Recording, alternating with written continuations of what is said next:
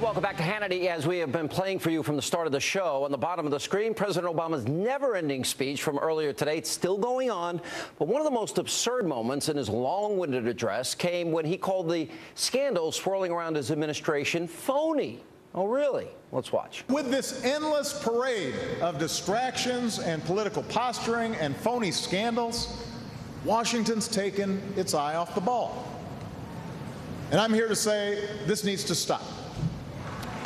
This needs to stop.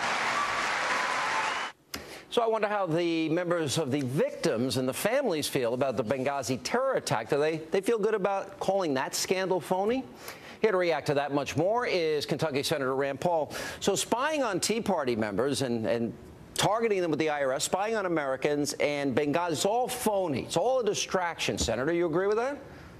Well, you know, first it was just a few rogue employees in Cincinnati. Yeah. Now it turns out it's a political appointee of his who may be involved in this. No, I think targeting people for political opposition or for religious reasons is reprehensible, and I think it rises to a really serious crime. And I think it has to be researched and investigated from top to bottom. And if this is true, someone should go to jail over it. Yeah. Well, do you think that we're getting to the bottom of these scandals enough? I think the IRS is going to take a complete overhaul, that we're going to have any kind of confidence that we're not being targeted. You know, my staff has pointed out to me that over $1 million goes from the IRS Employees Union to Democrats in the last 2 election cycles. That doesn't sound to me like a very objective agency. The other thing I find out is that the IRS agents, over 200 of them, do union work while on the job, while being paid for by the taxpayer. In fact, 40 of them make over $100,000 a year, but do union work 6 months of the year while we're paying for it. There's a lot that needs to be investigated at the IRS. Well, and they've been obfuscating. Now, you recently were quoted as saying about Detroit, no bailout for Detroit. You said, I think you said, over my dead body. Well, you know, we don't have any money at the federal government level to send them. You know, if we were in a big surplus, maybe we could have a discussion. We're $1 trillion short, so we don't have any money to send them.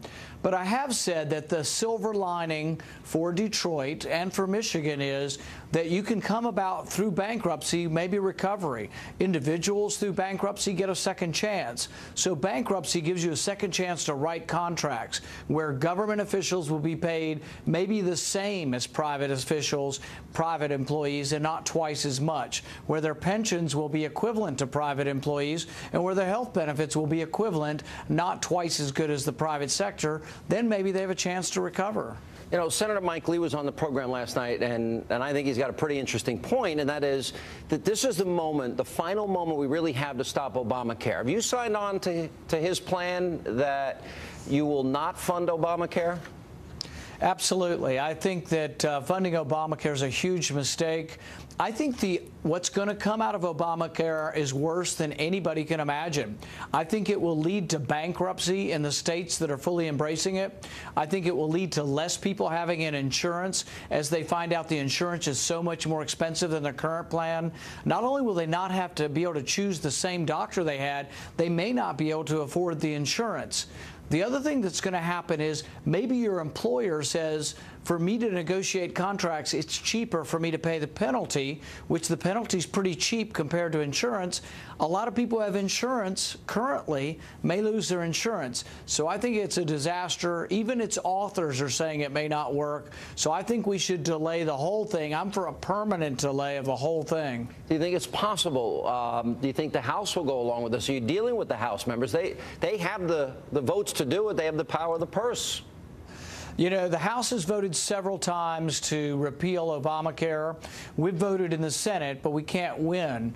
The thing is that Democrats are going to have to own up that this is their baby. Why are they delaying it beyond the 2014 elections? Because they're afraid people are going to be scared to death and alarmed at the price of their insurance and at what it's doing to state budgets. So I think they're delaying it for political purposes, but I really think that it needs to be delayed for everyone, not just for a few select individuals. See, what I like about Mike Lee's plan, though, is he's going to fund the entire rest of the government, except for Obamacare. You'll pass those appropriations, and then it's up to the Democrats. If they want to shut down the government over Obamacare, I guess they can. But that's their choice, right? Do you think the Republicans have the courage to do that? Frankly, probably not. I do, and I will stand with Mike Lee saying that Obamacare shouldn't be funded and that we should force the Democrats in the Senate and the president to come forward and tell us why it's such a great plan. Because why are they delaying it? Why are they giving special waivers to their friends?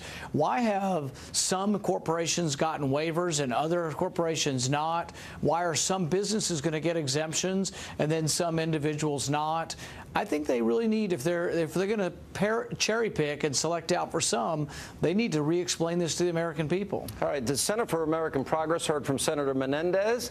He says all he wants is the House to pass a bill, and that the Senate immigration bill will win the day, and that means amnesty for 11+ million people.